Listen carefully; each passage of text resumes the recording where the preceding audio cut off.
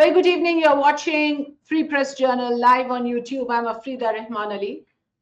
Donald Trump is shifting positions. Is he shifting loyalties? Because we see a changing narrative. Of course, that's how it has been since he has come to power, changing dynamics, shifting loyalties. Is Trump's pendulum swinging from one end to the other again? We are talking about his position with regards to Russia and Ukraine.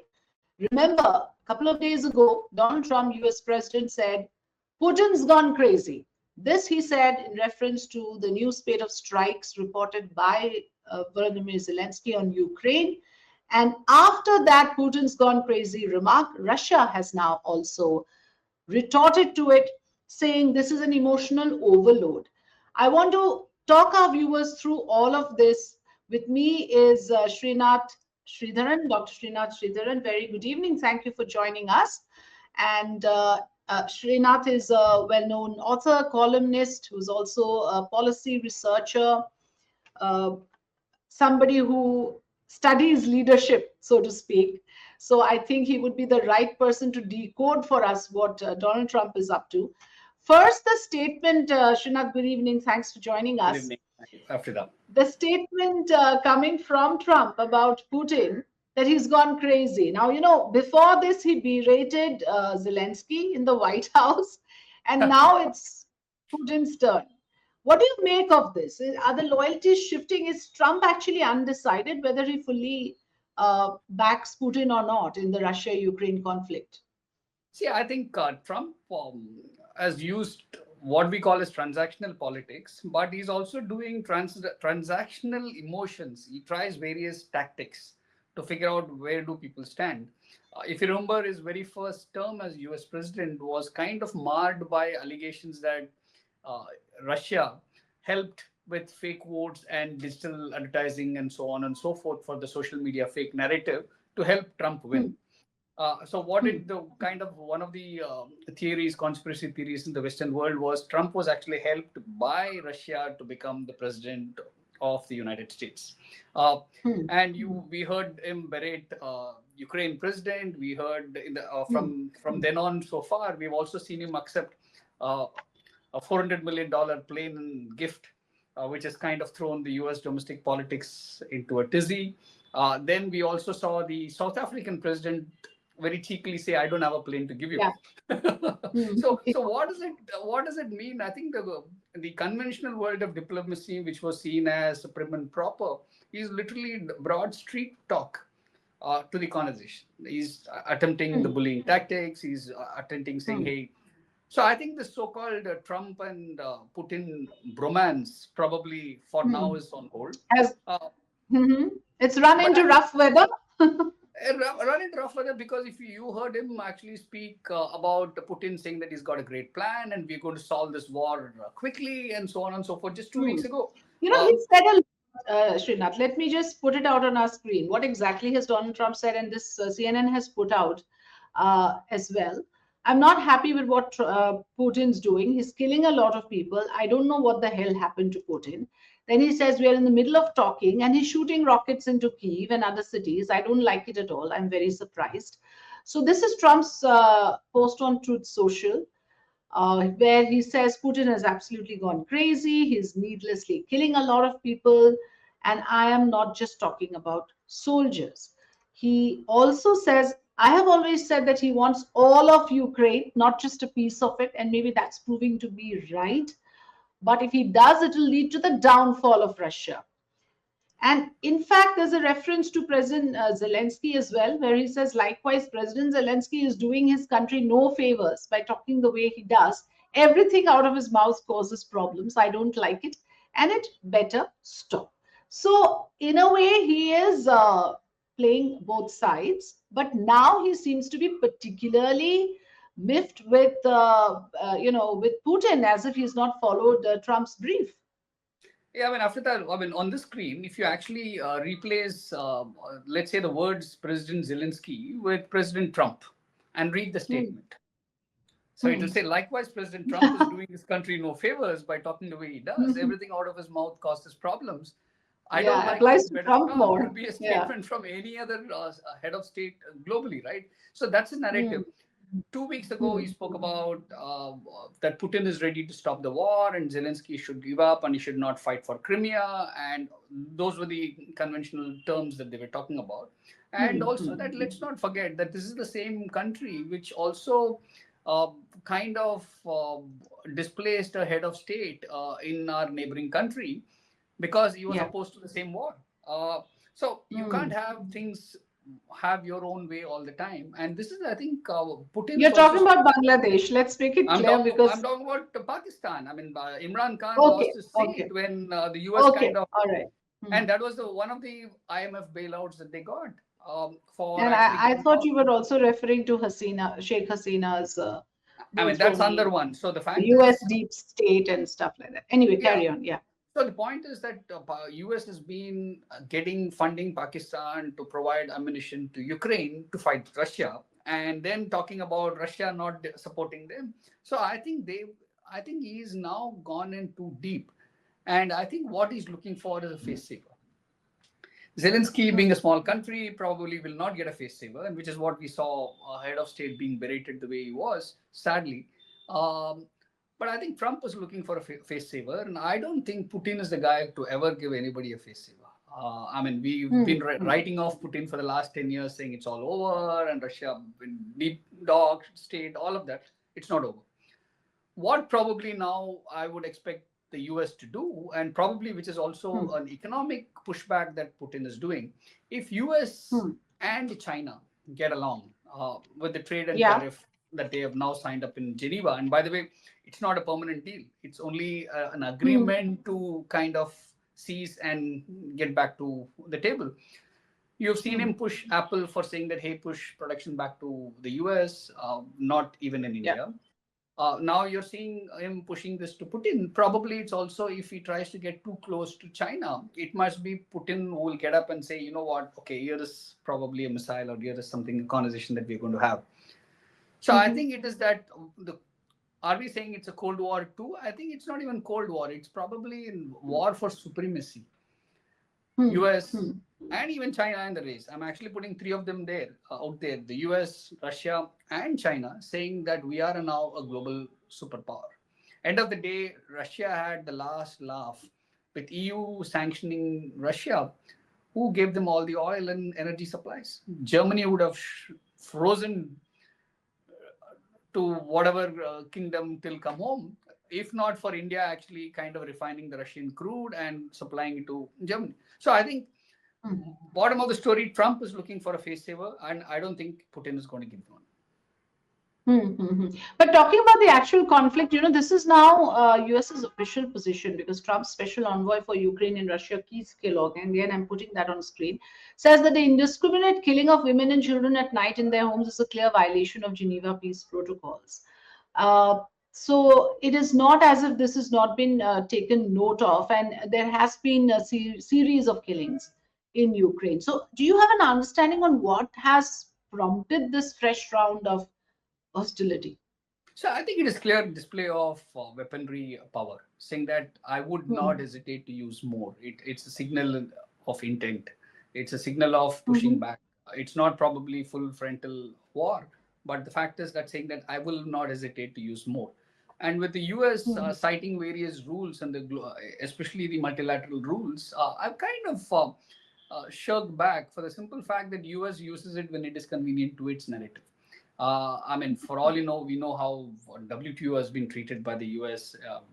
WHO doesn't care. Climate change doesn't exist. IMF, the veto rights. The only country which has a veto right at 16.49% voting right is the US. No other country. The second highest voting right is 6%. So, which means US uses the global, all these conversations to its advantage. And if it doesn't like it, the President Trump doesn't tweet from a president official holding truth and social, whatever are the contradictory position, who posted there saying that, oh, it should go away. So I think this is a time, I think he's also found an able ally if he wants with Putin, but he's also get a very confrontational opposition with Putin. So Putin, wherever Trump is claiming to mediate and, cause ceasefire is now losing credibility because he announced on the 19th of May that ceasefire talks are now underway, and he described it as an excellent 2-hour call with Putin. And it's like the same. Now, this sounds so familiar, isn't it? After what we saw in terms of Operation Sindoor and what Trump did. Correct. I mean, he couldn't wait to announce that this is a ceasefire, that he has orchestrated, mediated, whatever may be the case. See, Yeah. so as the WhatsApp chatter had one of those forwards which went viral, he's like the eager beaver uncle in all of our family groups who wants to announce it the first, right? Whether he knows it fully or not, he just wants to announce it. But again, it shows the kind of, I think, the statesmanship of heads of state that we expected or grew up with, and what we have in today's world. That's a reality that we have. It seems, after that episode in the White House, Trump and Zelensky actually met in Pope Francis's funeral in Vatican, and they had a face-to-face conversation. And it did seem like, it is not as if, it did seem that there is an intent there as well.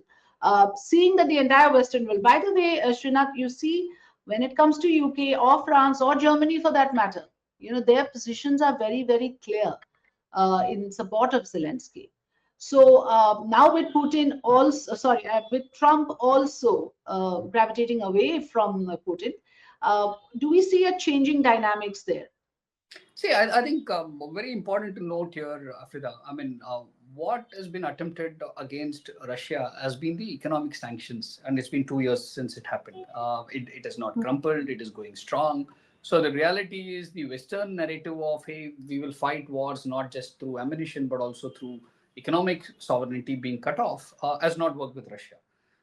So I think it's a really what you call point of no return for all parties concerned, which means that realistically, we need face savers for everybody. Because without face saver, none of these, at least the two parties, will not retreat from their current position. And let's not forget that Putin doesn't have to stand for any election. Whereas there are midterm state elections that are coming up in the US. There's a big difference electorally. And two, Zelensky, I think at some point in time, what we all saw during the Pope's funeral, that 15-minute conversation, we thought it's just going to happen within a couple of days. And finally, ceasefire would happen. And when Putin, just 10 days ago, when Trump announced, we had a fantastic 2-hour conversation, phone conversation. It looked as if the details had been flushed out, saying that, okay, this is what we will do and all of that. But I think somewhere I feel that probably that package, remember that package that Trump alluded to, saying that the minerals and the rare earth package that Ukraine would offer to the US, and US would kind of pay back for the war expenses and so on in return for that. I think that could be, I'm speculating here, that might be one of the sore point from other countries as well, which that kind of meant that the US would get the first right of refusal and exclusivity towards some of those access. And why would everybody want Ukraine? The fact is, if you're doing anything in semiconductors, if you're doing anything in high-end electronics, you need that raw material.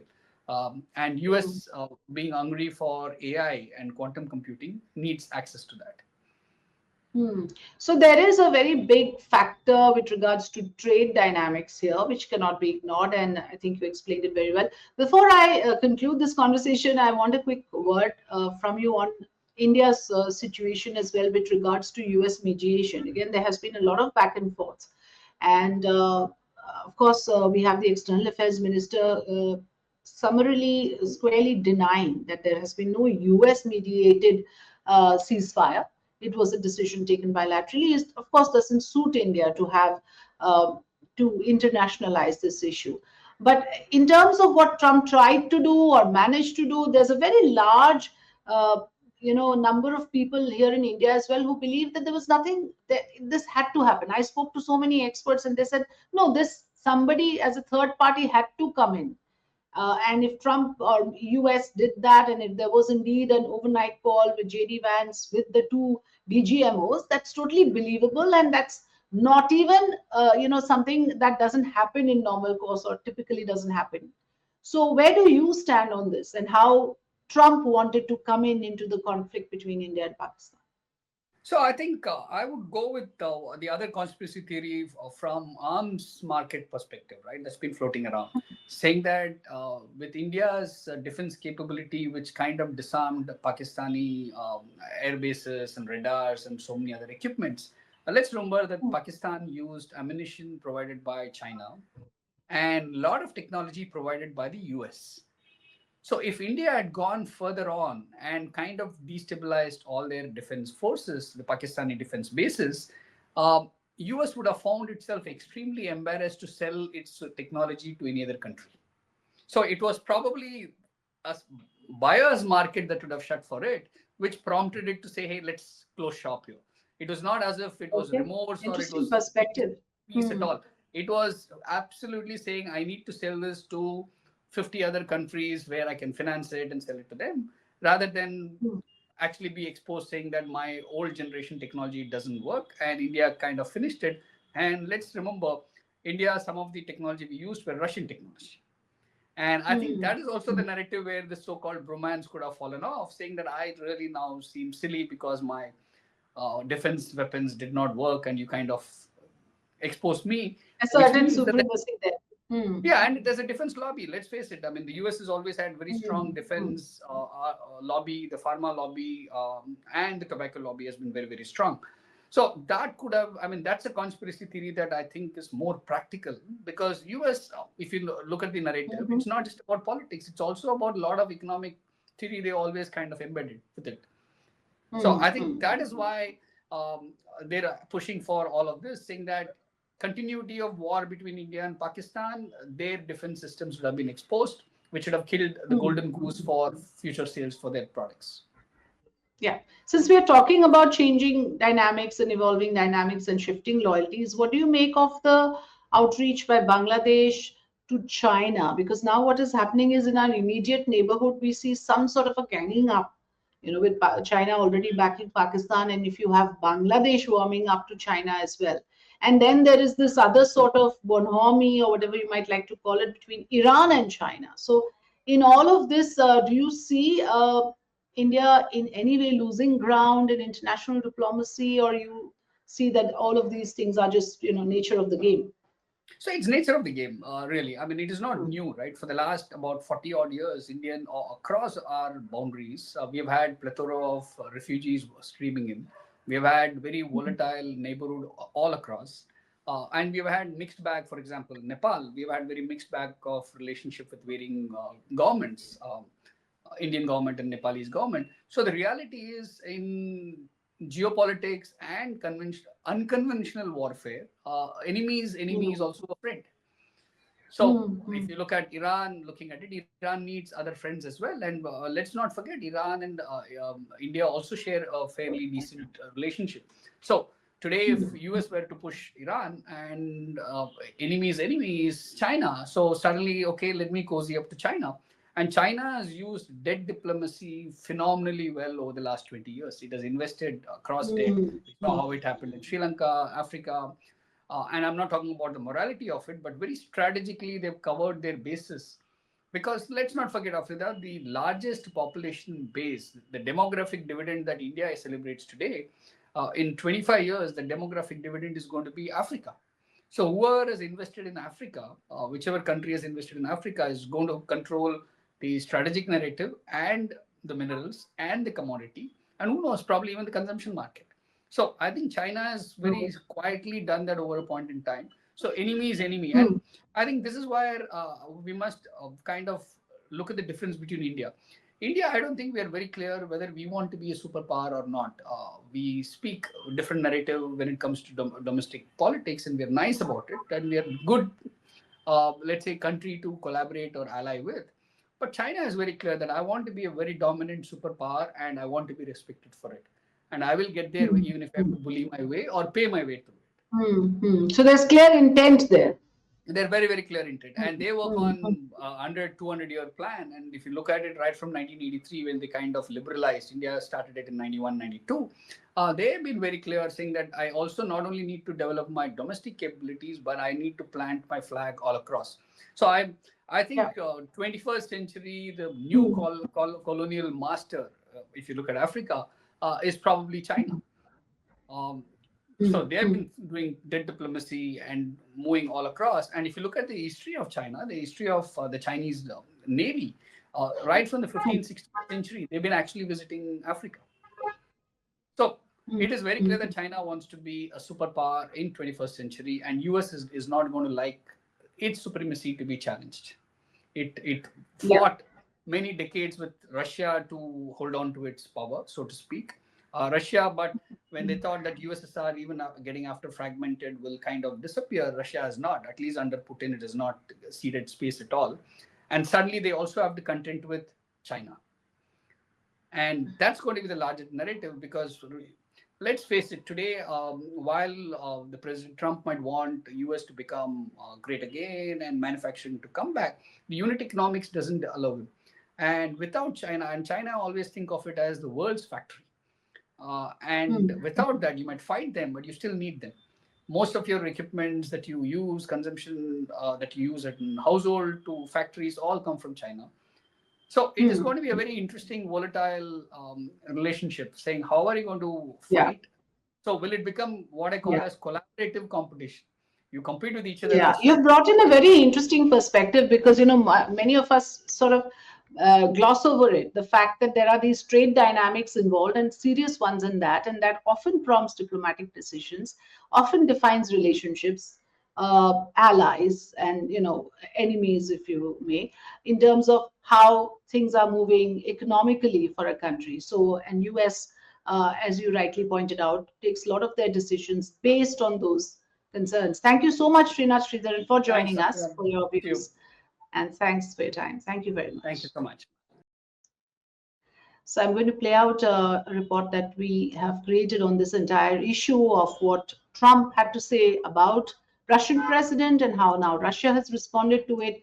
Russia, of course, says that this is an emotional overload, and this is not the first time that such reactions have come from the United States. So I leave you with these pictures of Donald Trump and his latest statements on Putin that has grabbed international headlines, and also the response now coming from Russia.